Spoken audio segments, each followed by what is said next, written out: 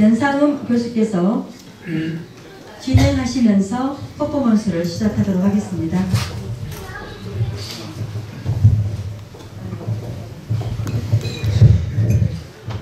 방금 전 소개를 받은 연상음입니다. 오늘 자주 이 단상 앞에 서는데 인사가 마지막일 것 같습니다. 반갑습니다. 심폐소생술. 병원에서 하는 그런 이제 교육제로고요. 자, 심폐소생술의 목적을 한번 보겠습니다. 심폐소생술이요. 우리 인간의 몸은 산소가 필요하다고 합니다. 이영애 씨, 연예인 이영애 씨만 산소가 필요한 게 아니라 우리도 다 필요합니다. 특히나 뇌도 산소가 필요하고 심장도 필요하고 각종 인간의 장기에 산소가 필요하다고 합니다. 상식적으로 알고 계신 것처럼 산소는 뭐가 운반해주죠? 뭐가 움직이면서 산소가 산소를 운반해주고 있죠. 피죠, 피. 적혈구라고 얘기하고 또 이제 혈액을 구분하는데 그 중에 헤모글로빈이 또 실질적으로 산소를 주로 운반하고 있습니다. 그런데 피가 그냥 움직이는 게 아니겠죠.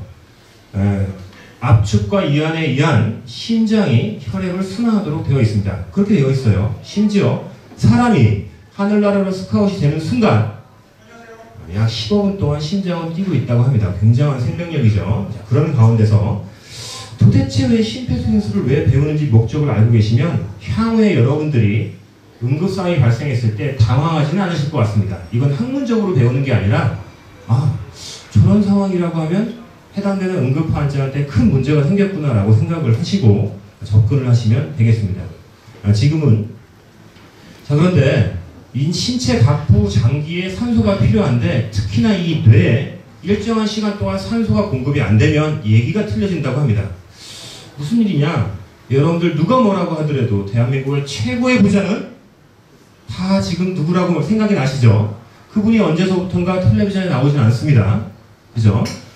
자, 대한민국 최고의 부자인 그분도 텔레비전에 안 나오는 이유가 물론 병원에 계시긴 하는데 그 이면을 들여다봤더니 항상 주치의가 옆에 있는 게 아니라 일상생활 중에 응급상황이 발생하면 주치의를 부르는데 그 응급상황을 제대로 대처하지 못해서 편하게 말씀드리면 심폐소생술을 제대로 받지 못해서 지금 언론에 잘 나오지 못하고 있는 상황입니다.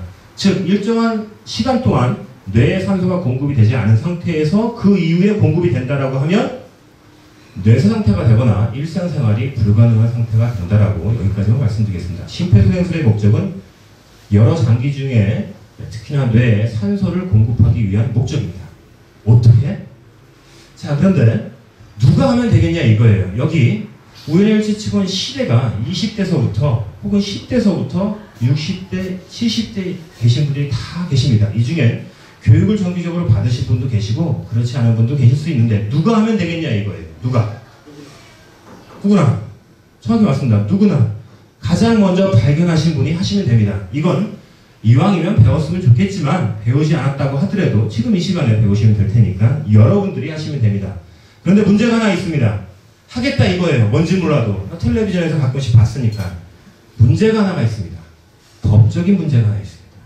요즘에 보면 남의 일에 뭔가 이렇게 껴드는 일을 싫어합니다. 저 또한 마찬가지예요. 제가 가려고 하는 목적지만 그냥 가요. 왜냐하면 괜히 법적으로 얽히면 그게 싫은 거예요.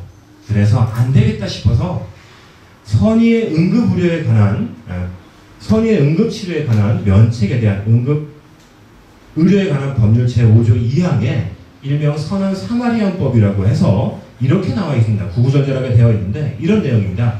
선의로 응급환자에게 치료를 하거나 도움을 준다고 했을 때 그 사람이 응급환자가 재산상이나 인명상의 손해를 입었을 때 법률상으로 형사적으로 문제를 삼지 않겠다라고 이야기를 하고 있습니다. 응급의료에 관한 법률 제5조 2항. 자, 그런데 거기다 맨 끝에 의심이 간다라고 해서 맞습니다. 이 법률에 해당 행위자는 도대체 누구냐라고 하면 일반인 및 여러분들이죠. 그 다음 일반인 및 맨 밑에요. 업무시간 이외의 의료기관 종사자입니다. 무슨 얘기냐? 그냥 일반인이라고 하면 되지. 자, 이런 거죠. 의사선생님께서 혹은 간호사분께서 일요일날 등산을 갔습니다. 자, 그런데 앞에 가시는 분이 갑자기 쓰러지셨어요. 딱 보니까 응급상황인 것 같아요. 자, 그런데 갑자기 그분이 이렇게 생각할 수도 있겠죠. 뭐야? 오늘은 일요일이고 내가 가족들끼리 나왔는데 내가 업무 시간도 아닌데 내가 왜 저 사람을 도와줘야지? 라고 생각할 수도 있기 때문에 100만 분의 하나의 확률로. 그래서 일반인 및 업무 시간 외에 의료 종사자도 모든 분들이 이 법률에 해당이 됩니다. 결과적으로 여러분들이 누군가를 도와준다라고 하면 묻지 않겠습니다. 법률적으로 도와주세요라고 법에도 이야기를 하고 있습니다. 자, 그 다음. 자, 그러면 아까 혈액이 뇌에 일정한 시간 동안 뇌에 산소를 공급을 정기적으로 하고 있어야 되는데 가장 큰 핵심이 되는 게 심장이라고 말씀을 드렸습니다. 자, 그런데 상식적으로 심장마비가 될 수 있는 원인을 살펴볼 필요가 있습니다. 관심 있으시죠? 첫 번째, 1에서 7순위가 있는데요. 첫 번째, 콜레스테롤 불균형이 있습니다. 복잡한 얘기 아니고요. 악성 콜레스테롤이 상대적으로 양성 콜레스테롤보다 높다는 얘기입니다. 음식 섭취에 있어서. 자, 두 번째는 지나친 건강을 위해서 하는 흡연이 2순위입니다. 세 번째는 고혈압, 당뇨가 되고요. 네 번째. 그 다음 다섯 번째는 복부 비만이 해당이 되고요. 그 다음에 여섯, 일곱 번째는 운동 부족이나 기타 다른 과음을 하는 경우가 해당이 됩니다. 이 중에 딱 한 가지는 보겠습니다. 콜레스테롤 불균형, 악성이 양성을 더 높은 상태, 콜레스테롤 불균형이 어떤 경우냐면 여러분들이 다 좋아하시는 음성이 악성에 해당이 됩니다. 패스트푸드, 튀김 요리, 아이스크림, 소금, 설탕, 커피, 청량음료 여러 가지 이러한 것들을 상대적으로 많이 드신다라고 하면 악성 콜레스테롤이 높아지기 때문에 참고적으로 심장마비의 원인이 될 수 있다라고 보시면 되겠습니다.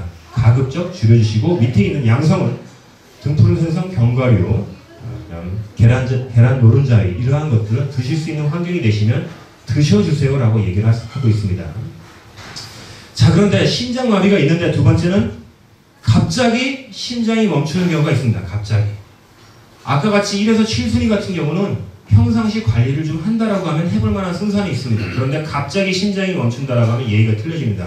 경우의 수는 총 3가지가 있을 수 있을 겁니다. 백 내에서 혹은 혼자 있는 공간에서 내가 심장이 멈추는 걸 의식을 하면 좋겠지만 왠지 내가 평상시 그런 증상이 있다라고 하면 본인 스스로도 해결을 하셔야 됩니다. 참고적으로 심폐소생술을 본인한테 할 수는 없죠. 당연한 거죠, 그죠? 최소한 방법은 제가 알려드리겠습니다. 최소한. 아마 그것만 알고 가셔도 도움이 될 것 같은데요. 나 혼자 있을 때, 그 다음 두 번째, 나와 누군가가 바로 옆에 있을 때, 혹은 다수가 있을 때, 이런 경우가 생길 수가 있는 거고요. 자원봉사 교육을 받으시는 분들은 마찬가지로 여러분들 부모님이 혹시 댁 내에서 혹은 일상생활 중에 문제가 생길 수 있다는 걸 생각하고, 혹은 우리 부모님은 건강하신데 라고 하더라도 누군가의 가족이 그런 응급 상황이 생긴다라고 하면 관심 있게 들어주시면 될 것 같습니다. 문제는 갑자기 심장이 멈추는 원인이 한 가지라고 합니다. 딱 한 가지. 그것만 해결을 하면 되는데 크게 35세 이전과 35세 이후라고 합니다. 아, 그럼 난 35세 이전? 난 괜찮네? 아니에요. 여러분들 해외 스포츠 가끔씩 보면 우리나라도 그런데 축구 선수가 운동장 한가운데 픽 쓰러지는 걸 가끔씩 해외 토픽에 보셨을 겁니다. 35세 이전인 것 같은데 그 친구는 왜 쓰러졌나 했더니 보니까 심장 근육이 두꺼워지는 비후성 심근염이라고 하는 질환을 가지고 있었던 거예요. 심장 근육이 두꺼워지니까 당연히 수축 이완을 제대로 못했겠죠. 자, 그 다음 두 번째, 35세 이후가 되시는 분들은 얘기가 이때서부터 틀려지는 겁니다. 저도 35세 이후지만 심장에 혈액을 공급하는 관상동맥이라고 하는 혈관이 있는데 그노마가 좁아지고 있다고 합니다. 어쩔 수 없이. 그 관상동맥 질환이 발생하면 35세 이후가 되시는 분들도 갑자기 심장이 멈출 수가 있다고 합니다. 자, 그런데 이노마가 여기 써있죠. 이름이 AED라고 얘기를 하는데 복잡합니다. 자동 충격기, 자동 심장 충격기 혹은 심장 충격기, 그냥 편하게 심장 충격기라고 하죠. 자, 그런데 예전에 배우신 분들은 제세동기라고 배우셨을 겁니다. 제세동기. 알아서 음성으로 얘기를 하니까 자동 제세동기라고 이야기합니다. 혹은 젊은 분들은 AED라고 얘기합니다. 이렇게 여러 가지 명칭을 설명드리는 이유는 한 가지입니다. 의사소통을 하기 위한 겁니다. 중간에 응급상황이 딱 발생해서 상대방한테 AED 좀 갖다 주세요 라고 했는데 그 상대방이 못 알아들어. 그럼 안 되잖아요. 그냥 이러자고. 여기 계신 분들은 이제부터는 심장 충격 기준 갖다 주세요라고 하면 다 알아들을 겁니다. 전 국민이요. 자, 그런데 아까 제세동기라고 또 다른 명칭이 있다고 했잖아요. 무슨 말이냐면은 이놈아는 이겁니다. 심장이 수축 이완을 정상적으로 하면 되는데 갑자기 제대로 수축 이완을 못해서 파르르 떠는 의학적 용어인 심실세동이 발생할 수 있대요. 자, 심실세동인데 한자어를 잘 아시는 분은 덜제자를 써서요. 심실세동을 제거해주는 놈입니다. 정기적인 충격에 의해서. 그래서 자동 음성이 나오니까 자동 제세동기라고 이야기를 합니다. 즉 심장이 파르르 떨게 하는 것을 제거해주는 놈입니다. 이놈아가. 자, 그런 상황에서 심실세동이 일어나거나 갑자기 감전사고가 일어나거나 아니면 익수사고, 약물사고, 질식사고, 알러지나 출혈사고나 외상에 의한 경우에 심장마비가 발생할 수 있다고 합니다. 4분의 기적 많이들 들어보셨습니다. 4분 안에 심폐소생술을 실시하셔야만 그분이 소생할 수 있는 확률이 대한민국 기준 한다라고 하면 약 4.8%가 된다고 합니다. 뭐 이렇게 낮아 이렇게 할 수 있는데 그 4.8% 안에 우리 가족이 들어있다라고 하면 굉장히 큰 의미가 되고요. 안타까운 것은 대한민국의 심폐소생술 실시율은 약 10% 내외라고 합니다. 뭐지? 그럼 어딘가에 비교를 했겠죠. 선진국은 30-40%가 된다고 합니다. 자, 왜 차이가 나냐라고 하면 크게 두 가지랍니다. 이것만 해결하시면 오늘 다 여러분들 하실 수 있을 겁니다. 우리나라는 교육열이 높은데도 불구하고 심폐소생술 막상 실시율이 10% 정도밖에 안 되고 그 10%를 실시했을 때 4.8%가 소생한다고 합니다. 왜 낫나 했더니 첫 번째는 인공호흡에 대한 거부감입니다. 내 배우자도 아니고 내 남편도 아니고 인공호흡에 대한 거부감이 있다라고 합니다. 이해가 공감이 되시죠? 두 번째는 왜냐면 심폐소생술 하면 어딘가에 인공호흡이 있는 건 들어봤으니까. 두 번째는 자신감 결여라고 합니다. 내가 듣긴 들었는데 졸았어. 교육 시간에. 그리고 딴짓했어. 딴 생각했어. 분명히 저거 할 것 같은데 왠지 잘못하면 엮일 것 같고 있잖아요. 법에 굉장히 문제가 생길 것 같고 뭐가 해당이 없다고 말씀드렸는데도 불구하고 그냥 피해가는 겁니다. 크게 두 가지. 인공호흡에 대한 거부감, 그 다음 자신감 결여 때문에. 그리고 인공호흡은 잘못하면 올바른 처치가 되지 않을 수도 있기 때문에 안 한다고 합니다. 자, 그러면 인공호흡에 대한 거부감과 올바른 방법만 기억하시면 심폐소생술 실시율은 높아질 테고 소생률도 높아지겠죠. 누군가의 생명을 구한다라고 하면 온 세상을 구한다고 했으니까. 자, 그래서 인공호흡은 하지 않아도 된다라고 해서 작년서부터 가이드라인이 바뀌었습니다. 해볼만 하겠네. 인공호흡 하지 않아도 된다고 하니 하시면 됩니다. 저의 이야기를 왠지 신뢰가 안 될 수도 있어서 이 내용만이 KBS 아나운서 분을 모셨습니다. 이분 음성만 듣고 바로 실습을 해보겠습니다.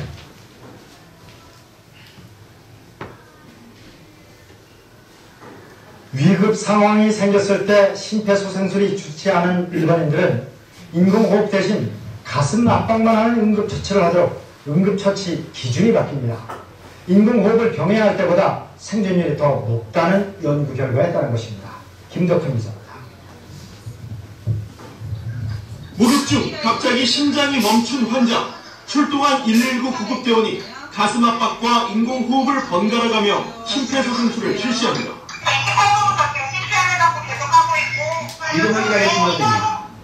하지만 국내 심폐소생술 생존율은 4.8%에 불과합니다. 미국, 일본 등 응급처치 선진국의 절반 수준입니다. 특히 응급처치에 서툰 시민들이 환자의 기도를 충분히 열지 않고 인공호흡을 하다 골든타임을 놓치는 경우가 많습니다. 위급한 상황에서 생존율을 높이기 위해 정부가 새 처치법을 도입했습니다. 없습니다. 시작하겠습니다. 인공호흡과 가슴 압박을 번갈아 하는 기존 방식 대신 일반인은 가슴 압박만 하도록 했습니다. 실제로 한 연구 결과 가슴 압박만 받은 환자의 생존율은 14.4%로 인공호흡을 같이 할 때 11.5%보다 높았습니다. 심폐소생술로 휴가를 보내면 팔을 쭉 펴고 몸무게를 실은 상태로 가슴 압박판을 분당 100에서 120번 정도 3개 눌러줘야 합니다. 하지만 물에 빠졌거나 질식한 환자에게는 인공호흡을 병행해야 합니다. 혈압성 심정지가 오는 경우에는 부족호흡이 동반된 심폐소생술을 시행하는 것이 맞겠습니다. 또 공기가 부족해 환자 뇌가 손상되지 않도록 응급처치 때 10초 넘게 쉬지 말라고 권장했습니다. KBS 뉴스 김덕훈입니다. 위급 상황이 생겼을 때 심폐소생술이 좋지 않은 일반인들은 인공호흡 대신 가슴 압박만 하는 응급처치를 하도록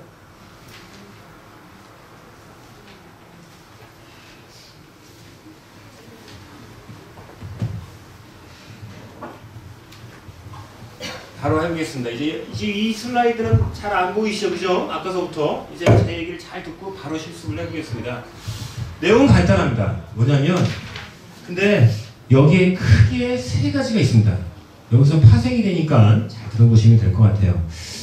만 1세 미만의 영아한테 하는 심폐소생술이 있고요. 1세서부터 7세까지 하는 초등학교 입학 전 학생까지 하는 소아 심폐소생술이 있고요. 그 다음 초등학교 입학한 나이서부터 하는 성인 심폐소생술이 있습니다. 뭐야 이거 그냥 뭐 쉬울 것 같은데 왜 세 가지나 있어 이러지 마시고요. 방법은 아주 간단합니다. 원리만 기억하시면 여러분들 손주들 그쵸? 조카들 명절 때 모이잖아요. 아장아장 걸어가는데 갑자기 멈춰있어. 알고 봤더니 목에 뭐가 걸렸어. 물론 하임리히법이라고 해서 기도폐쇄 처치법을 해결하면 되겠지만 응급상황은 언제든지 발생할 수 있습니다. 자, 한 가지 확실한 건 부위가 있습니다. 부위. 도대체 어디냐? 댁에 가서 연습은 하지 않는 걸로 하고요. 부위가 어디냐라고 하면 논란의 소지나 약간씩 틀릴 수가 있는데 정확하게 이번 기회에 알고 가시면 될 것 같습니다. 일단은 부위는 이렇습니다. 여기 명치가 있죠. 명치가 있고 그다음 보통 보면은 우리가 한번 여러분들 각자 본인의 부위를 한번 만져보는 겁니다.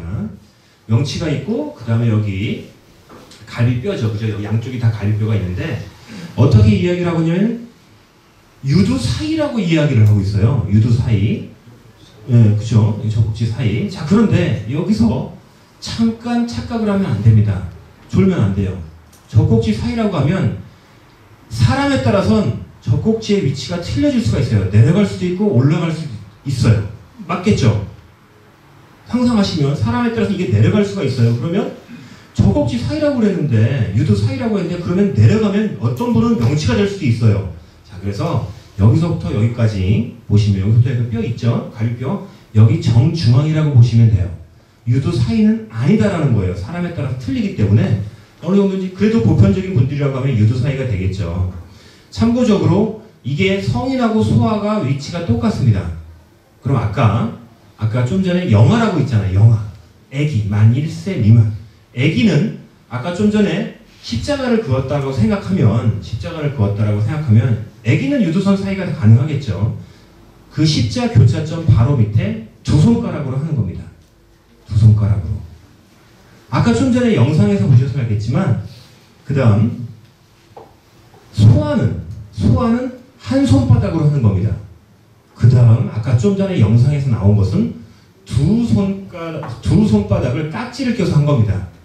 이해가 되시죠? 자, 그런데 그 원리를 잠깐 설명드리면 방법을 지금서부터 바로 해보고 제가 실습하는 걸 하고 그 다음 자원봉사자분들 하시고 나도 해야겠다 하시는 분은 하시면 됩니다. 자, 일단은 두 손을 깍지를 껴보는 겁니다. 자, 두 손을 깍지 낀다는 건 이건 성인 심폐소생술을 해보겠다는 거죠. 그죠? 두 손을 한번 깍지 껴보세요. 이 정도. 깍지. 어느 쪽이 됐든 상관없습니다. 나는 왼손잡이야 이 자세가 나오네. 나는 오른손잡이야 이 자세가 나오네. 상관없습니다. 됐죠? 자, 그 다음 명칭을 정리를 한번 해보죠. 여기는 손꿈치 맞죠? 그 다음 여기는 팔꿈치 맞죠? 여기는 발꿈치 맞습니다. 팔꿈치가 쭉 펴져야 됩니다. 다 같이 해보시는 겁니다. 다 같이. 이번 기회에 기지개도 좀 하죠. 팔꿈치를 쭉 피는 자세 맞습니다. 그리고 실제 아까 좀 전에 압박 부위가 이 손꿈치가 닿는 겁니다. 손꿈치가 굳이 그래도 또 복잡하다라고 하면 손꿈치 정중앙이 닿으면 될 겁니다. 그럼 끝났죠. 팔꿈치는 쭉 펴고 해보세요. 팔꿈치는 쭉 펴고 손꿈치의 정중앙이 압박점에 닿으면 됩니다. 자, 그런데 또 복잡한 게 있어요. 깊이하고 속도가 있어요. 깊이하고 속도. 아까 좀 전에 뭐라고 그랬냐면 기자가 1분에 100에서 120회라고 했어요. 문제는 응급상황이 항상 생기지 않을 수도 있잖아요. 10년 후에 생기면 그때 그거 기억이 날까요? 그때 걔가 뭐라고 했는데 몇 회 동안 하라고 했지? 기억이 안 날 거예요. 그래서 단순화시키는 겁니다. 1분의 100에서 120회가 잘못된 게 아니라 복잡한 거예요. 1분은 알겠다 이거예요. 100이 복잡해요. 개가 따라오니까. 그래서 개를 없애는 겁니다. 그러면 1분의 120회예요. 그죠? 그러면 1초에 2번의 가슴 압박을 하시면 됩니다. 여러분들이 최소한 기억하실 거는 1초에 2번. 속도요. 1초에 2번 정도 기억할 수 있잖아요. 그죠? 그 정도는. 그거는 똑같습니다. 성인, 소아, 영아. 속도가 똑같습니다. 자, 그럼 두 번째는 깊이입니다. 깊이가 얘기가 틀려져요.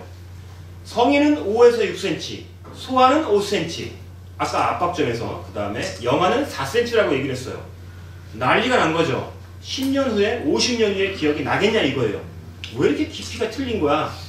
그게 깊이가 나온 원리를 보면 이젠 기억하실 수 있을 겁니다.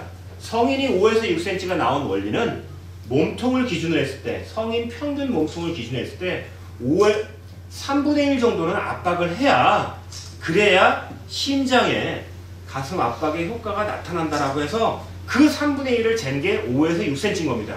소아도 3분의 1, 영아도 3분의 1이에요. 그러면 여러분들은 최소한 1초에 2번 이상과 3분의 1만 기억하시면 그 깊이에 대해서 고민을 안 하셔도 되겠죠. 그죠?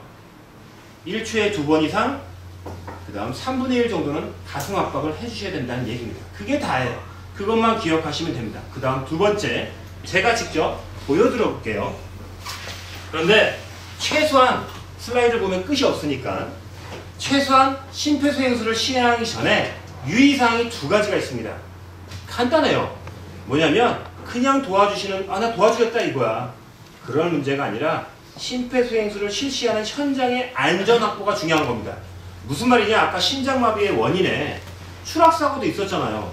근데 지진이 일어나서 건물이 붕괴되는 가운데 어떠한 한 분이, 응급 환자분이 떨어지셨어. 근데 건물이 계속 붕괴될 것 같아. 저분을 나는 도와줘야 돼. 달려 들어가서 그분을 그 자리에서 심정지 환자인 것 같아서 도와준다? 안 돼요. 여러분들의 안전이 확보가 되지 않은 상태에서 누군가를 도와준다? 어쩌면 그 응급 환자 그분도 원하지는 않을 거예요. 즉, 여러분들의 안전이 확보된 상태에서 하시는 게 맞습니다. 이기적인 거 아니에요, 그거는. 자, 그럼 두 번째, 올바른 자세에서 해주셔야 돼요. 무슨 말이냐? 이분이 추락사고다라고 예를 들어서 생각하면 이분이 엎어져서 쓰러져 있을 수도 있잖아요. 자, 그런데 등에다 대고 하는 게 아니잖아요. 이거는 괜찮으세요? 괜찮으세요? 이거 아니란 말이에요. 올바른 자세, 그래 뭔 말인지 알겠어. 가슴 압박하라는 얘기 아니야. 후다닥 이렇게 젖혀서 이분한테 가슴 압박을 한다? 안 된다는 거예요. 왜냐하면 이분이 어디가 다쳤는지 모르는 거예요. 지금 상황은. 목이나 경추나 요추가 다쳤다라고 하면 조금 더 하반신 마비로 갈 수도 있어요. 올바른 자세를 함부로 여러분들이 자세를 만들어준다라고 해서 하면, 즉 척추나 머리, 목이 무리가 가지 않은 자세를 만들어 놓고 심폐소생술을 실시하시면 됩니다. 어렵지 않죠? 자, 나는 정기적으로 이걸 가리키거나 배운 사람이야 라고 해서 지나가다가 심정지 환자가, 의식이 없는 환자가 쓰러졌어 라고 해서 이제 고민하시면 됩니다. 나는 할 수 있을 것 같아. 야, 네 얘기 한 5분만 들으면 이제 할 수 있을 것 같은데 5분이 빨리 지나가라 라고 하고 계실 텐데, 문제는 이런 겁니다.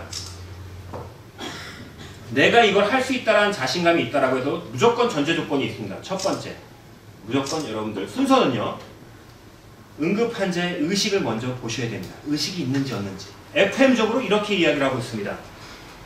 괜찮으세요? 괜찮으세요?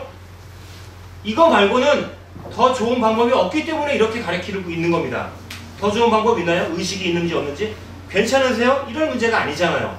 자, 그런데 애기한테, 소아한테는 1에서 7세 미만에 있는 아이한테는 괜찮으세요가 아니겠죠? 얘야 괜찮니? 얘야 괜찮니? 이런 상황입니다. 그 다음 만 1세 미만의 영아한테는 얘야,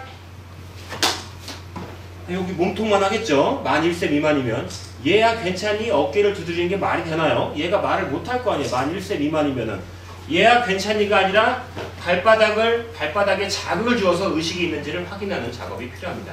어깨 두들겨서 될 문제가 아니겠죠. 말도 못하고 눈만 껌뻑껌뻑 하면 차라리 다행인데, 말은 의식이 없으니, 의식이 없다는 건 여러분이 확인하는 방법은 발바닥을 간지럽히면 되는데, 의식 확인을 하고 호흡은 이미 벌써 의식이 없다라고 하면 불안정한 상태라고 판단하시고 빨리 넘어가는 겁니다. 지금은 교육기간 중이니까 여러분들이 생각을 하고 계시지만 실제 그 상황이 발생하면 약 10초 동안 뇌산소를 공급을 못한다 라고 하면 뇌세포가 손상되고 있다라고 얘기를 하고 있으니 이왕 도와주실 거면 빨리 판단하셔야 됩니다. 의식이 있는지 빨리 보시고 그 다음엔 총 3가지 경우의 수가 나온 겁니다. 나 혼자 있을 때. 자, 그런데 앞뒤가 안 맞긴 하죠. 내가 평상시 심정지 환자인 거예요. 되게 가만히 있는데 갑자기 느낌이 있죠. 다행히 느낌이 있다라고 하면 이걸 분명히 내가 심폐소생술을 나한테 할 수가 없기 때문에 나는 분명히 누군가한테 도움을 요청해야 돼요. 혼자 내가 댕내에 있을 때 어떤 응급상황이 발생할 것 같다라고 하면 방법은 간단합니다. 일단 119에 전화를 합니다. 그리고 댁 바깥으로 나가셔야 돼요. 뭐지? 119에 연락하면 되는데 왜 집 밖으로 나가야 돼? 쓰러지실 거잖아요. 좀 있다가 의식이 없는 상태에서 119에 연락을 하는 것과 동시에 댁 바깥으로 나가셔서 스피커폰을 해놓고 쓰러지셔야 됩니다. 자, 그럼 상황은 2가지가 생기겠죠. 지나가다가 아파트 복도나 아니면 도로가에 있는 사람이 보고 뭐야? 이분 쓰러지셨네? 근데 스피커폰에서 뭐라고 얘기를 하고 있죠? 안녕하세요. 여기 119인데요. 여보세요? 여보세요? 왜 전화하셨나요? 여보세요? 왜 아무 말씀이 없어요? 그러면 지나가는 분이 보고 저기 이분 쓰러지셨는데요 라고 도움을 도와드릴 수 있잖아요. 잘 생각해보세요. 조금 더 이렇게 연로하신 분이 되게 계시다라고 하면 응급상황이 있을 걸 감안을 해서 응급상황이 생길 것 같다라고 하면 집 밖으로 나가서 스피커폰을 켜놓고 119에 연락을 하시는 게 맞습니다. 자, 그 다음 2밖에 없어요. 즉 부모님하고 나랑 어딜 가는데 예를 들어 부모님이 응급상황이 발생했습니다. 의식을 확인했는데 스피커폰을 통해 갖고 119에 연락을 하죠. 119에 연락하는 이유는 뭐겠습니까? 빨리 와달라는 거죠. 자, 그 다음에 스피커폰을 틀어놓고 자, 지금부터 119의 지시를 따르는데 기본적으로 본인이 할 수 있다라고 감안하면 이렇게 하시면 됩니다. 119의 목적은 대구로 빨리 혹은 응급 상황인 곳으로 빨리 오기를 원하는 건데 전화를 끊은 다음에 여기 땡땡 아파트 몇 동 몇 호인데요. 얼른 와주세요. 다 얘기를 했어요. 심폐소생술 할 수 있다고 해요. 끊었어요. 자, 그 다음에 일반적으로 오류를 범하는 경우가 뭐냐면 아버지가 쓰러지셨다라고 하면 조금 있다가 119한테 연락을 하고 아버지가 쓰러졌다 그러면 엄마한테 전화를 해요. 전화를 하면 된다 안 된다? 안 된다. 이 전화기는 가족한테 전화하는 거 아닙니다. 죄송하지만 전화기는 생명의 전화가 됐어요. 119가 전화가 다시 한번 올 수도 있다고 합니다. 거의 다 왔는데 못 찾는 경우요. 근데 문제는 빨리 와서 그 다음에 통합구조소를 해서 살려야 되는데 엄마 지금 아버지가 쓰러지셨어. 이 전화하면 안 된다는 겁니다. 가족들은 잠시만. 자, 방법은 이렇습니다. 방법은 깍지를 아까 제가 꼈죠. 깍지를 꼈는데 뭐라고 그랬냐면 잘 들어보시면 기자가 몸의 중심을 싣고 기본적으로 몸의 중심을 실으셔야 됩니다. 아까 제가 깊이, 성인의 깊이는 5에서 6cm인데 기억 못하니 3분의 1, 몸통의 3분의 1 정도는 압박을 해야 된다고 그랬어요. 5에서 6cm는 계속 니즈가 있는 상태에 계신 분이기 때문에 가능한 거고 야, 가슴을 한 3분의 1 정도 압박을 해줘야 된다는 얘기 아니야. 3분의 1하고 1초에 2번 이상. 그것만 기억하시면 돼요. 위치는 아까 봤습니다. 갈비뼈 중앙, 정중앙입니다. 유두 사이가 아닙니다. 유두 사이가 아닌 상태에서 몸의 중심을 기본적으로 싣습니다. 압박과 이완의 비율은 50대 50입니다. 즉 압박을 하고 천천히 뛰고 압박을 하고 천천히 뛰고가 아니라 압박과 이완의 비율은 이렇게 하시는데 아까 기자가 뭐라고 그랬냐면 자, 심폐소생 풀로 보여드릴게요. 괜찮으세요? 괜찮으세요? 다수가 있는 상황입니다. 자, 그러면 우리나라 분들은 누가 119 좀 불러주세요. 119 좀 불러주세요. 이렇게 해서 온다 안 된다? 아니, 된다 안 된다? 안 된다. 죄송하지만 인상착의를 보고 말씀을 하셔야 된다고 합니다. 왜냐면 책임 회피의 심리가 있기 때문에 조용히. 근데 어느 분이 핸드폰을 딱 들고 계세요. 알고 봤더니 SNS에 올리려고 영상을 찍고 있어요. 환장하는 거죠. 그죠? 아닙니다. 정확하게 앞에 계신 남성분, 넥타이 매신, 붉은색 넥타이 매신 남성분 119에 연락 좀 해주시고요. 한복이신 여성분 심장 충격기 좀 갖다 주세요. 라고 하시면 됩니다. 자, 그렇죠. 됐죠? 119 요청하고 AED도 요청한다. 근데 한 분밖에 없다. 그러면 다 같이 요청하면 됩니다. 119에 요청하시고 심장 충격기 좀 갖다 주세요. 라고 하시면 되는 거고 다수가 있을 땐 각각 눈빛을 교환하면서 인상착의를 보시고 요청을 하시면 됩니다. 자, 그런데 하는데 이 친구는 아까 기자가 할 때 뭐라고 그랬냐면 심폐소생술 실시하겠습니다. 하나, 둘, 셋, 넷, 다섯, 여섯, 일곱, 여덟, 아홉, 열 여기까지만 하는 것만 나왔을 거예요. 그 다음엔 뭐냐? 1초에 2번 이상입니다. 그 다음에 이렇게 할 겁니다. 10번까지 한 다음에 하나, 둘, 셋, 넷, 다섯, 여섯, 일곱, 여덟, 아홉, 열. 그 다음에 또 하나, 둘, 셋, 넷, 다섯, 여섯, 일곱, 여덟, 아홉, 열. 30번을 한 거예요. 지금 제가 왜 그렇게 했냐면 과거에는 30대 2의 법칙이라고 해서 30번의 가슴 압박, 2번의 인공호흡을 하라고 했는데 아까 제가 뭐라고 그랬죠? 2번의 인공호흡은 어쩌면 인공호흡을 할까 말까 고민하고 있는 상황에도 뇌세포가 손상이 되고 있으니 그냥 가슴 압박을 해주세요 라고 얘기를 했어요. 그러니 여러분들은 하나, 둘, 셋, 넷, 이분은 30번을 내가 카운터를 헷갈리지 않도록 하기 위해서 한 거고 여러분들은 그냥 가슴 압박을 하시면 돼요. 고민할 필요도 없이 3분의 1 깊이만큼 1초에 2번 이상. 그럼 된 거예요. 복잡하지 않잖아요. 자, 그런데 아까 인공호흡을 해야 되는 경우에서는 그럼 이왕 온 김에 그것까지도 야 제대로 배우면 된다는 얘기 아니야? 그러면 할지 모른다는 자신감 결여 때문에 안 하고 있다라고 하면 제대로만 배우면 되는 거 아니에요? 그 인공호흡을 2번의 인공호흡을 하는 경우가 그래도 있다고 했어요. 호흡성 심정지, 익수사고일 때, 그 다음 질식사고일 때는 이왕이면 인공호흡까지는 같이 해주세요라고 얘기를 했던 거예요, 의사가. 자, 방법은 간단합니다. 여기서 인공호흡이에요, 인공호흡. 뽀뽀가 아니라는 거예요, 이거는. 왜 그러냐면, 알 것 같은데, 그 다음에 올바로 기도를 확보하지 못하기 때문에 이상한 형태로 해서 인공호흡이 되니까 오히려 구토 유발이 생길 수가 있대요. 차라리 구토 유발이 생겨서 의식이 돌아오면 괜찮은데, 자, 인공호흡의 방법을 보겠습니다. 자, 먼저 손꿈치, 빨리 말씀드릴게요. 손꿈치로 눈썹 위를 누르는 겁니다.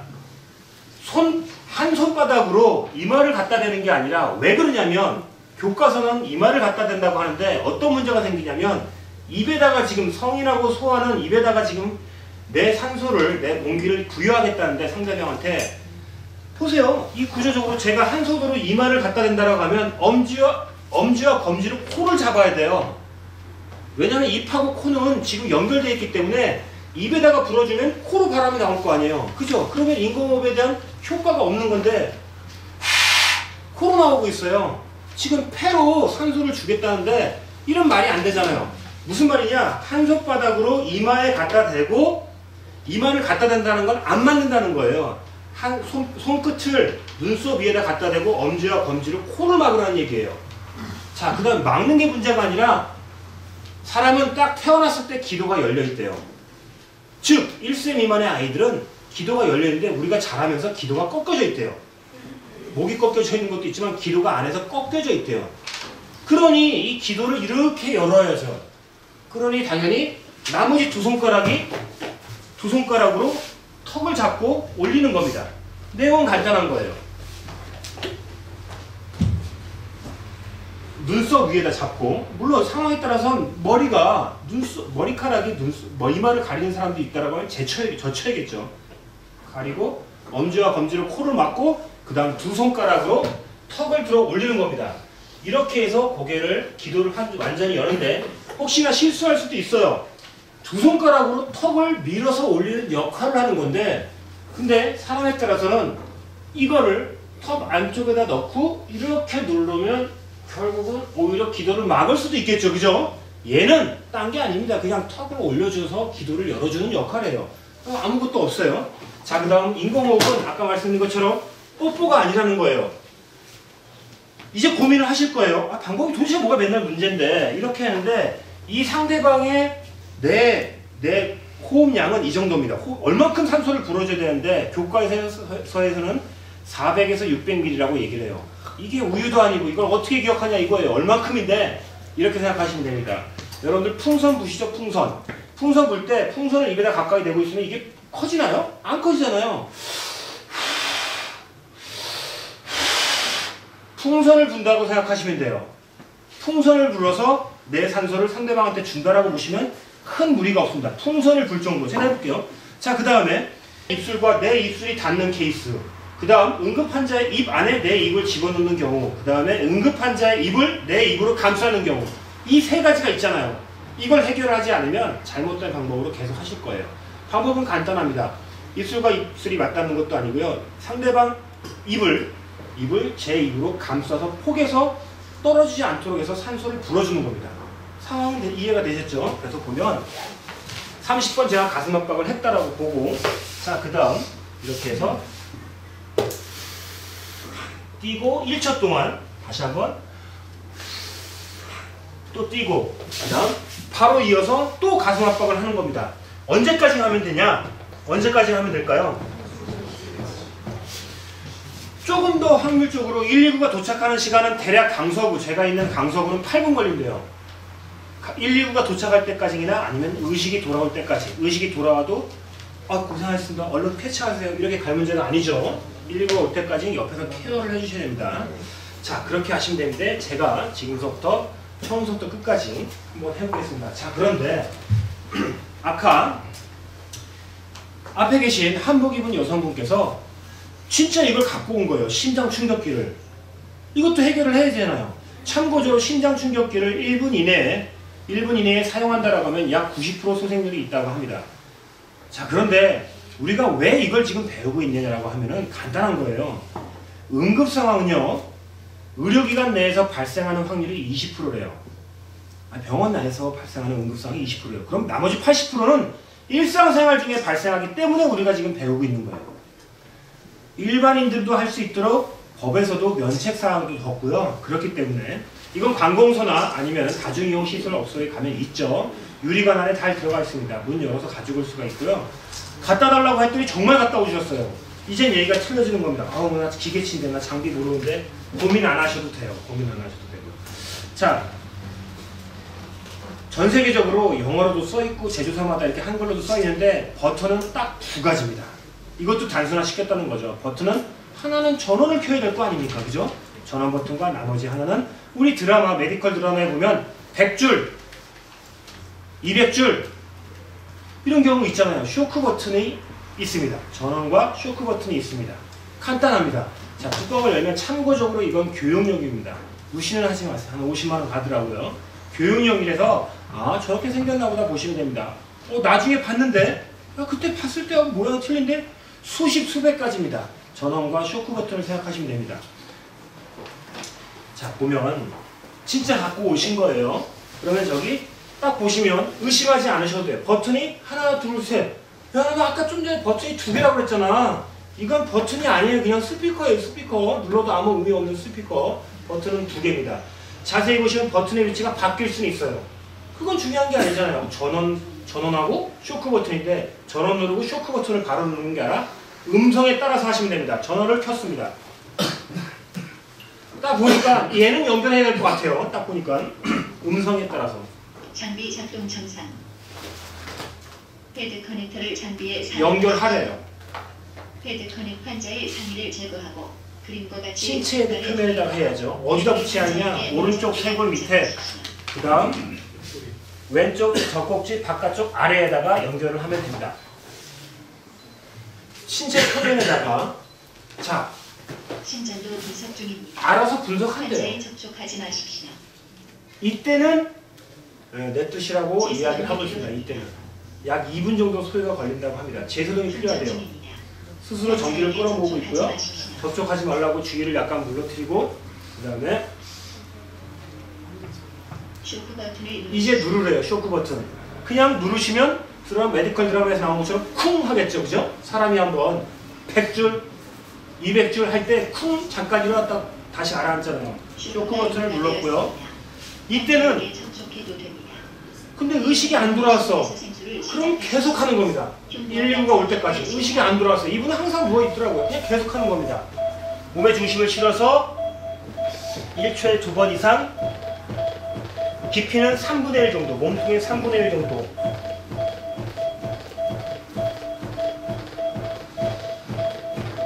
시선은 응급 환자한테.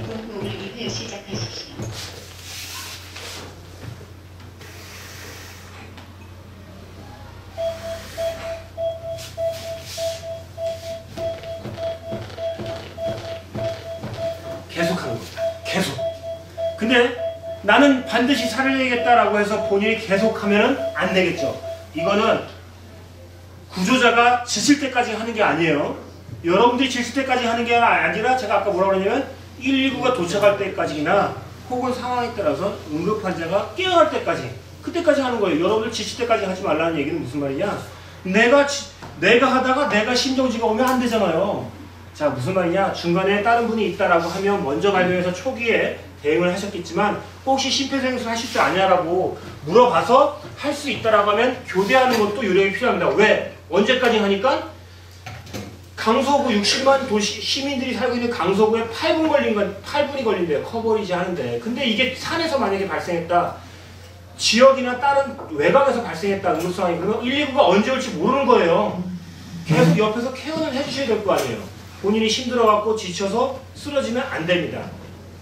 그 방법에 대한 건 엄청나게 복잡하지 않으니까. 자, 그런데 마지막으로 말씀드리면 이건 지금 성인이에요. 성인. 맞죠? 성인 애니 유형입니다. 소아하고 영아는 얘기가 틀려집니다. 몸통이 작겠죠? 복잡한 거 아닙니다. 이거 써 있어요, 여기. 그 다음 앞과 뒤에다 붙이는 겁니다. 앞과 뒤에다. 왜냐면 아까 좀 전에 성인은 오른쪽, 이것도 이 그림에 써 있습니다. 그림. 이 패드에 써 있으니까 이거 복잡하게 외우지 마세요. 어디다 붙이라고? 아, 여기? 적당히 여기. 익수사고 난 환자는 물기를 닦아줘야겠죠. 그거 어쩔 수 없겠죠. 이게 전기가 온몸에 흐를 필요 없잖아요. 집중해갖고 여기서부터 여기까지 통하게 해서 심장을 깜짝 놀라게 해서 파르르 떠는 걸 없애주기 위해서 하는 거기 때문에. 자, 성인은 여기하고 여기를 하시면 되는데 소아나 영아는 앞하고 가슴 안쪽하고 뒤 등에다가 해주시면 됩니다. 이게 다예요. 그러니까 이거는 갖고 왔다라고 하면 소생할 확률이 굉장히 높기 때문에 여러분들이 훨씬 더 힘을 덜어주겠죠. 자, 그런데 이분이 계속 안 깨어났어. 그럼 계속 하시는 겁니다. 계속. 한 사람의 생명을 살리는 것은 온 세상을 구하는 것이라고 했기 때문에 꼭 여러분들은 잘 하실 수 있을 겁니다. 시간 관계상 실제 처음부터 끝까지 제가 한 30번 정도 해보고 그 다음에 한 2분씩, 이 2분씩 다 자원봉사자분들이 다 나오면 안 돼. 끝이 없으니까 제가 한 3분만 혼용을 해서 30번 정도만 제가 30번 정도만 하고 그 다음에 자원봉사자분도 한 6분 정도 나와서 해보고 야, 그래도 해보겠다 라고 하시는 분 또 하시면 됩니다. 자원봉사자분들은 정말 운이 좋으셨어요. 왜냐면 실제 저희 그 병원에서 하신다라고 하면 뭐 하신 분도 계시긴 하지만 다 하거든요. 다. 그리고 한 1분 정도 해요. 1분 정도 하는데 제가 먼저 처음부터 끝까지 보여드려 볼게요. 보시면 아, 저놈가 저렇게 하는구나 라고 생각하시면 될 것 같습니다. 발견했습니다. 괜찮은 자리예요. 괜찮으세요? 괜찮으세요?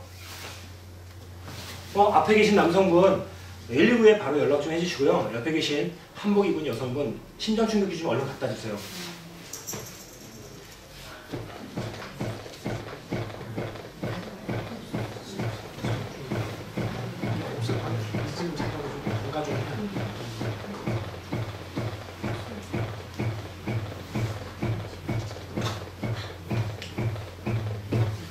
여기까지만 하고요. 자, 그런데 오류를 범할 수가 있습니다.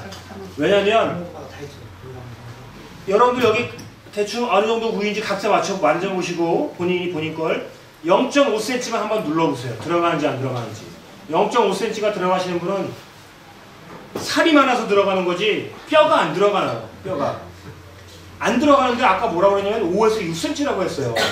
3분의 1만큼 몸통이 내려가야 되는데 안 들어간다는 거예요. 이분은 분명히 갈비뼈가 골절이 될 수도 있어요.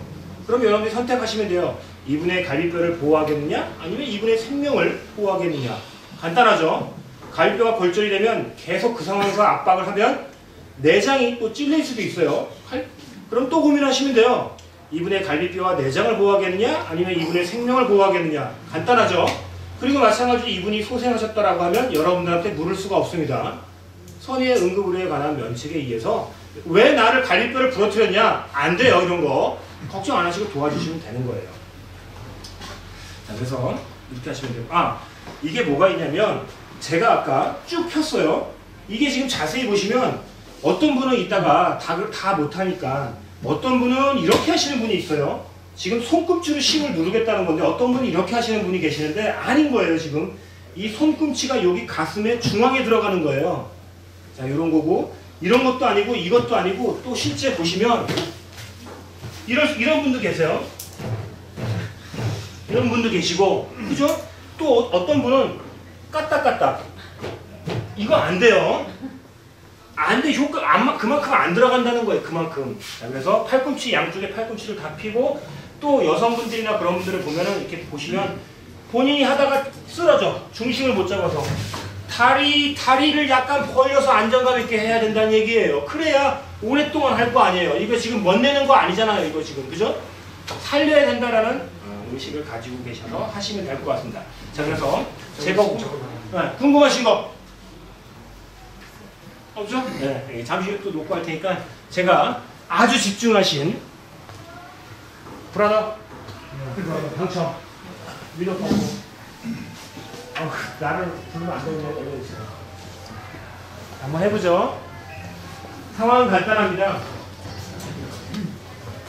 한번 해줘. 젊은 분들이 이렇게 하시구나 하고, 자, 내용은 간단합니다. 뭐냐면 이쪽으로 여기 계신 분은 이쪽에 계신 분들한테 119와 심장충격기를 요청하시고, 그죠? 자, 그리고 여기 계신 분은 이쪽에 계신 분한테 119와 심장충격기를 요청하시면 돼요. 왜 나냐? 이유가 없어요. 그런 건 의심하지 마시고 한번 해보는 거예요. 이 정도까지면 될 것 같아요. 한 1분 정도 한번 해보죠. 1분 정도. 어느 분이 시간을 좀 한번 재주세요. 시간을 한번 재갖고 한 1분 정도만 한번 해보겠습니다. 30초 지나면 30초 지났다고 얘기를 해주세요. 어느 정도 힘이 들 수 있는지. 그죠? 이렇게 아까처럼 하실 수 있죠? 그거 자 요청도 하시고 해보시고 가슴 압박만 그냥 1분 정도 해보는 겁니다. 처음 순서대로 의식 확인. 안녕하세요. 괜찮으세요? 앞에 계신 모야 쓰신 분 119에 연락 부탁드리고요. 뒤에 빨간색 넥타이 계신 분 심장 충격기 좀 갖다 주세요. 예.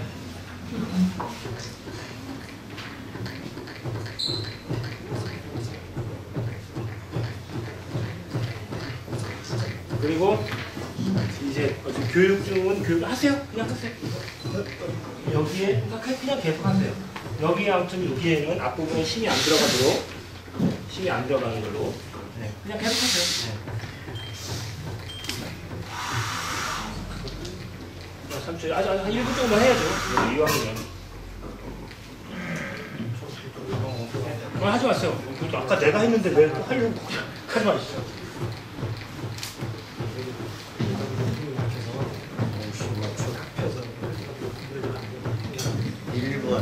네, 고생하셨습니다. 잘했네요, 두 분 다. 그죠?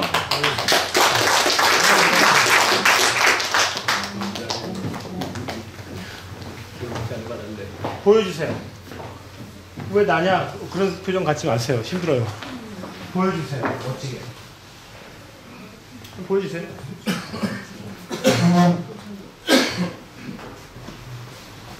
자, 그 다음 이제 자원봉사 분들은 이제 요게 마지막으로 끝내고 운이 좋으신 거예요. 그리고 제가 이제 두 분은 호명해서 제 119 회원분들 중에 한 분씩 호명을 하고 있습니다. 아까처럼 연출을 하는 겁니다. 인생은 연출이다. 응급상황이 발생했어요. 제일 먼저 의식 확인, 그 다음 119와 심장충격기 요청을 하고 집회 수행소를 1분 동안 실시하시면 됩니다. 왜 그 얘기를 안 해? 안녕하세요. 119 신고해 주시고 심장충격기 좀 부탁드릴게 해주세요. 직접 마주치고 눈빛을 교환하고 인상착의를 설명해 주시는 게 낫다고 말씀드렸죠.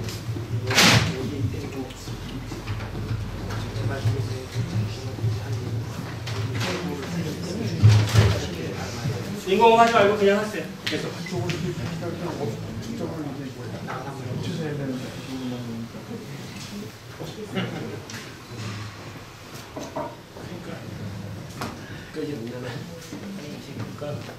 이렇게 몸에 중심을 실어서 이렇게가 아니라 이렇게 조금만 상체를 들어서 애초에 그리고 이제 팔꿈치 피고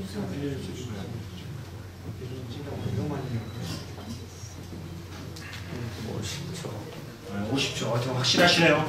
역시 인공호흡 패스. 인공호흡은 특별한 두 가지 1분 다 됐습니까? 네, 두 가지 다시 한번 말씀드리지만 고생하셨어요. 두 가지 익수사고하고 질식사고인 호흡성 심정지를 동반한 경우를 빼곤 안 하셔도 된다. 그거 할까 말까 어떻게 하지 나 까먹었는데 그 고민하는 시간에도 뇌세포는 손상되고 있으니까 그냥 가슴 압박만 하셔도 된다.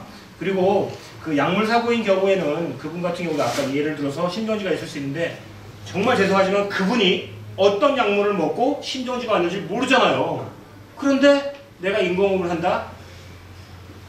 아까 뭐라고 그랬냐면 현장의 안전이 확보된 상태에서 하시라고 말씀드렸잖아요. 자, 그러니까 인공호흡은 지워주세요. 지워주세요. 괜찮으니까. 자, 우리 그러면 119 회원분 사장님 멋지게 보여주세요. 저 항상 멋지게 한번 보여주세요. 대표님. 강 대표님 한번 해주세요. 멋지게 한번. 보세요 그러면. 제가 한번 해볼게요. 아, 역시. 대표님 한번 같이 하시죠. 조금만 한번 강 보여주세요. 대표님. 아, 그 촬영. 자, 같이 하시죠. 우리 회장님. 사장님. 다시.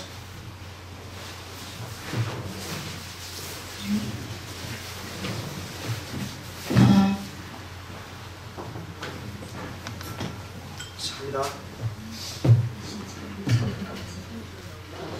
자, 어르신 괜찮으세요? 정신 차려보세요, 어르신.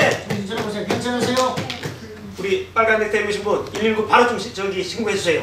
우리 한복 입으신 제 아줌마 그 심장 충격기 좀 계시면 찾아와 주십시오.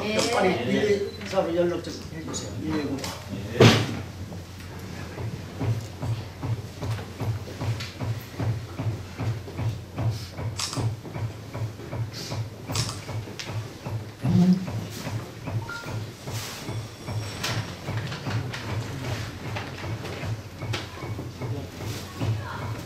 (35초)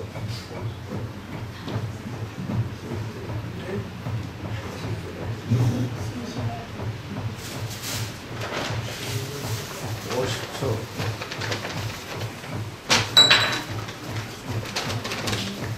(1분) 정말 고생하셨습니다. 야, 너무 잘 먹었습니다.